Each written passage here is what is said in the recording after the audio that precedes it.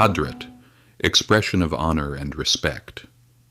Mazhar Jan-i Janan, Hadrat Mazhar Jan-i Janan, one of the great awliya, those loved by Allahu Taala, is among those known as the Silsile aliye, chain of blessed awluya, as-Sunna, the itiqad of belief which is required in order to have correct iman alims, Islamic scholars, that conveyed the true path of as-Sunna from the time of our Prophet Muhammad alayhis-salam, peace be upon him.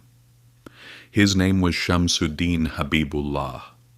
His father was Mirza Jan bin Abdussubhan. Because of his father's name, he was called Jan-i Janan. He was born on Friday, the 11th of Ramadan, Hijri, year 1111 or 1113, Miladi, year 1699 or 1701, in a small town called Kalabag, while his family was migrating from Deccan to Akbarabad, Agra. He became a shaheed, Muslim martyr, in Delhi in Hijri, year 1195, Miladi, year 1781. His qabr, grave, is near Shah, Emperor King Jahan Mosque, at the Dargah, place where salat, ritual prayer, and religous instruction is conducted mosque, one of 4 qabrs there. His talaba, student follower, Abdullah Dehlavi, is also buried there. After studying the Zahiri, overt meaning of Quran al-Karim, Islamic knowledge, at a young age, Hadrat Mazhar Jan-i Janan turned to tasawwuf, purifying of the heart, spiritual development, and attained fade, spiritual enlightenment, blessings and favors that come from our prophets, alayhis-salam, qalb, spiritual heart.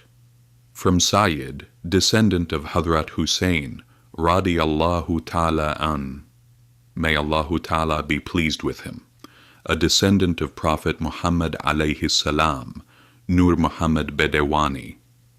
He attended this Khodjaz, Islamic teacher's suhbas, companionship of a prophet or wali, one loved by Allahu Taala, talking about their blessed lives or reading their books, for 4 years and received khilafat, successor of a religious teacher.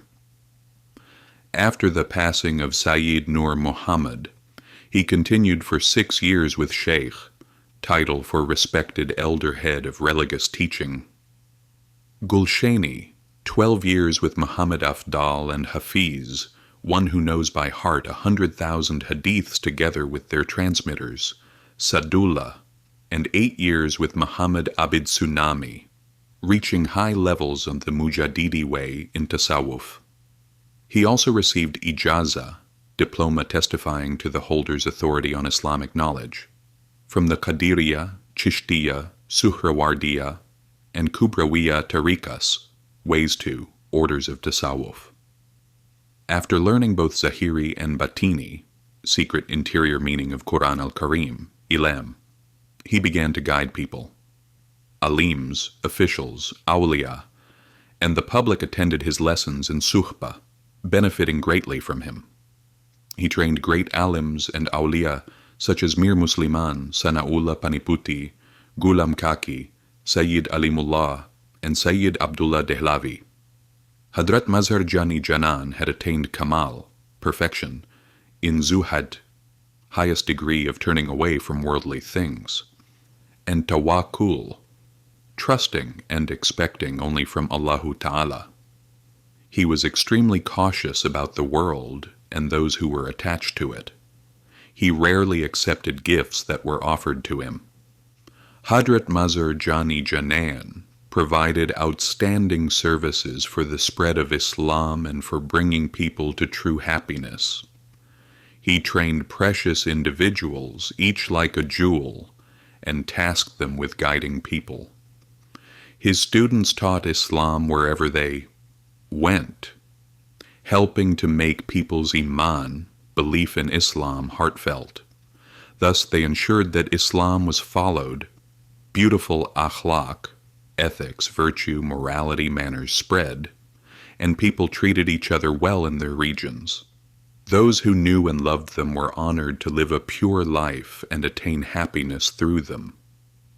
In his qalb-healing sukhbas, Hadrat Mazhar Jan-i Janan gave the following nasiha, sincere advice to his talabas. Whoever mingles among those attached to the world cannot attain the nimats, blessings of suhbah, and nur, radiance of tasawwuf. If a person mingles with those attached to the world only as needed, with halis, pure, niyyah, intention, while protecting their spiritual connection, then there is no harm. Dunya, world, is malun, accursed, and whatever is in dunya that is not done for Allahu Taala is also malun. The love of Allahu Taala and the love of dunya cannot coexist. To gain the rida, approval of Allahu Taala, one must abandon everything besides Him and all other aims. Tawakkul is a person's qalb finding peace and tranquility by trusting in the guarantees given by Allahu Taala in every matter. Marifa, knowledge and acknowledgement of Allahu Taala, is to know Allahu Taala.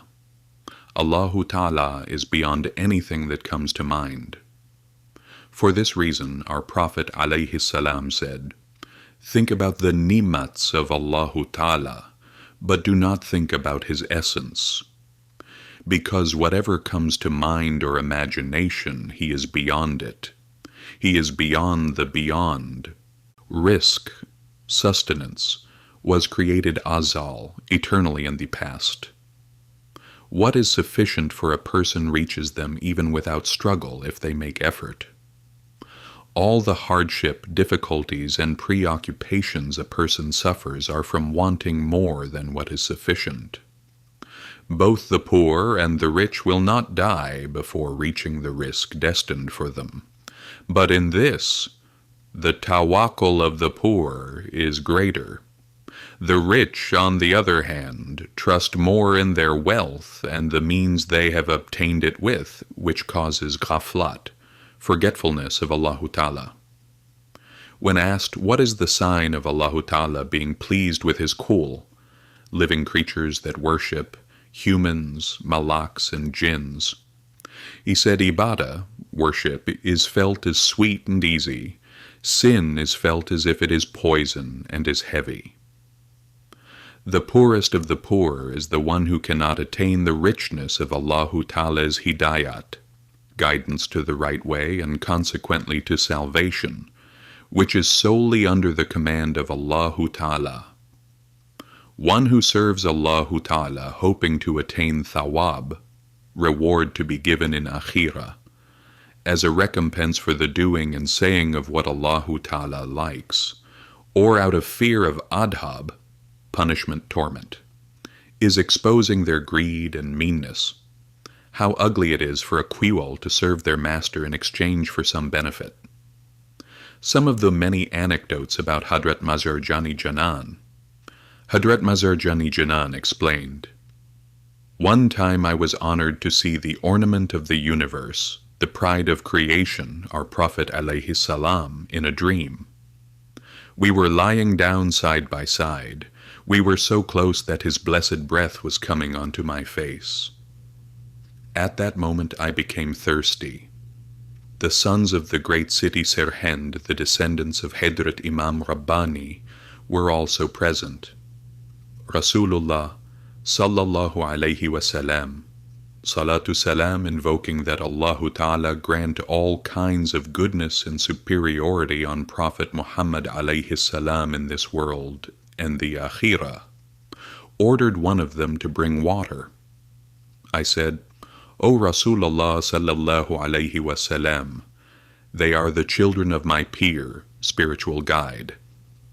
He replied, they obey our word. One of these aziz, precious beloved ones, got up and brought water, and I drank until satisfied. Then I asked, O Rasulullah sallallahu alayhi wasallam, what do you say about Hadrat Mujaddid al-Thani, reviver of the second millennium, Imam Rabbani?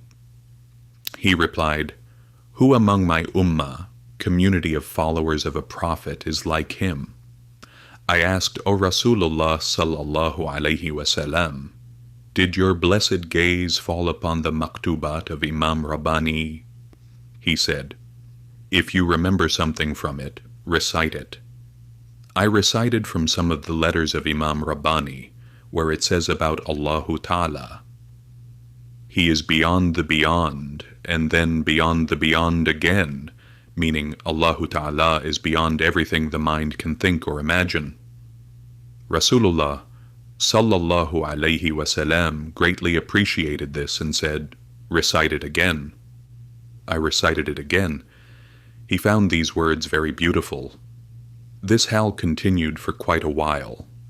In the morning, one of the elders came to me early and said, I saw in my dream that you saw a dream last night. Tell me about it. I told him what I saw, and he was amazed. In that dream, by the barakah, abundance blessings of the breath and suhbah of Rasulullah sallallahu alayhi wasallam, I found myself filled completely with nur and huzur, serenity, tranquility, peace. With the barakah of that dream, which was more fruitful than anything attained while awake, I did not feel hungry or thirsty for days. Hadrat Mazhar Jan-i Janan gave his talaba more nasiha, saying, there are 4 reasons why the nur of Islam leave qalbs and qalbs become darkened. Not acting upon what one knows, doing without knowing, not learning what is unknown, and preventing others from learning. The most arif, one who has deep comprehension, wise, among people are those who strive to fulfill Allahu Taala's commands and follow the Sunnah Siniyah. Islam, that is, all the ahkam Islamiyah. Islam's commandments and prohibitions, teachings of ritual practices that must be performed, and those things that must not be done by body and by heart. It is surprising that people withdraw to deserted deserts to escape their nafs and desires, for being among people is the sunnah of the prophets. Ilm is a fortress. Yahl, ignorance, is unknown. A good friend is rizq. A bad friend is sorrow and grief. Visiting relatives is hasanat.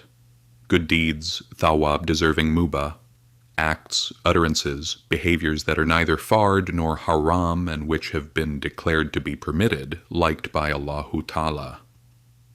Severing silat ar-rahim, visiting one's sali mahram relatives, is musibet, calamity, plague, scourges, disasters. Sabr, patience, enduring, perseverance, is strength. Audacity is helplessness. Truthfulness is strength. Lying is weakness. Marifa, knowledge and acknowledgement of Allahu Taala, is truthfulness. AQL, intellect, wisdom, reason, is experience. The qalb and time are a person's capital, but people busy their qalb with bad thoughts and spends their time on malayani, futile, useless activity, wasting of time. What a painful haul! Who can bring profit to someone who has lost his capital? Hadrat Mazhar Jan-i Janan's death. Hadrat Mazhar Jan-i Janan was a shaheed, Muslim martyr. A few days before his passing, he was in a completely different hal, spiritual state, of love and enthusiasm, as the time had come for him to leave this fani, mortal dunya, and meet Allahu Taala. In those days he increased his ibadah and ta'at, obedience, righteousness, piousness. At the same time his talaba and lovers were coming to his suhbah in crowds. Those who attended his suhbah received barakah and faid. In the last days of his life, one of his talaba, Mola Nasim, asked permission to go back to his hometown. He told this student, "It is not known whether we will meet again." As he approached the last days of his life, the number of people coming to see him increased even more. On Wednesday night, the 7th of Muharram, Hijri year 1195, Miladi year 1781, a large crowd gathered in front of his door. Among them, 3 people insisted on entering. They finally got permission and went in. These men were Mongols and Majusi, fire worshippers. When they entered, they asked, "Are you Mazhar Jan-i Janan?" Hadrat Mazhar Jan-i Janan replied, "Yes, I am." These men had come intending to kill him. One of them attacked and began stabbing him with a dagger. One of the blows struck near his heart, causing a severe wound, and he fell to the ground. When Sultan Nawab Najaf Khan heard of the situation, he sent a European doctor early the next morning, telling him, "Go quickly and treat this blessed person. When the attackers are caught, let them be punished." The European doctor looked at Hadrat Mazhar Jan-i Janan's wound, and then deliberately went back to Nawab Najaf Khan and said, "He will recover. There is no need to send another doctor." Hadrat Mazhar Jan-i Janan survived in this wounded state for 3 more days. Blood continued to flow from his wounds. On the 3rd day, which was a Friday, he raised his hands and recited Fatiha Sharif. At the time of Asr, afternoon, salat, he asked, "How many hours are left until the day ends?" They told him 4 hours. That day was both a Friday and a Shura, 10th day of Muharram, the most valuable night of the month, when Allahu Taala has accepted many a dua. In the evening he took 3 deep breaths and passed away as a shaheed.